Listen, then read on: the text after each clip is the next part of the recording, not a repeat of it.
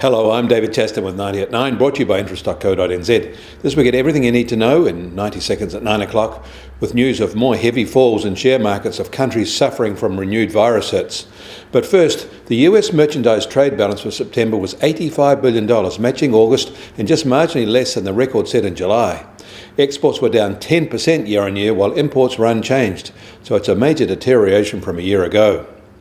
An aircraft maker Boeing says it will shed another 7,000 jobs over the next year, on top of the already heavy 23,000 retrenchments already made. It is now reporting losses and large negative cash flows. In China, the online frenzy that is Singles Day, or Double 11, has started already with hugely popular and aggressive pre-sales. It's a retailing event that will show up in their fourth quarter GDP results. It's a sales frenzy that will be joined by hundreds of millions of people, clog their distribution and logistics networks, and involve vast spending surges. Black Friday is but a shadow of Double 11. It is covered here because it is an economic event of global significance. In South Korea, consumer confidence jumped the most since the GFC, and a very positive sign for their economy as it makes its pandemic recovery. And in Australia, their CPI inflation was up 0.7% in the year to September. This quarter it rose 1.6%, not quite cancelling out the second quarter's 1.9% drop. The ending of free childcare over the pandemic onset raised the CPI rate there. And Wall Street is back with major losses today, with the S&P 500 down 2.9% in early afternoon trade.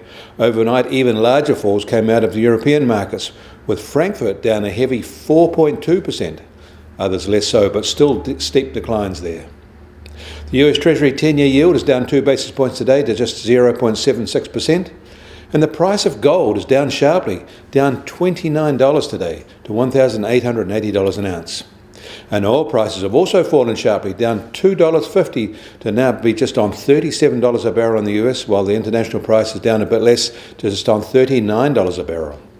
These falls are on the back of very large rises in crude oil inventories in the US, as local production rises more than expected. And it is China that is buying up that very cheap American crude. And the Kiwi dollar is softer by more than 0.5% today at 66.5 US cents. Against the Australian dollar, we've remained firm at 94.3 Australian cents, and against the euro, we're also holding at 56.6 euro cents.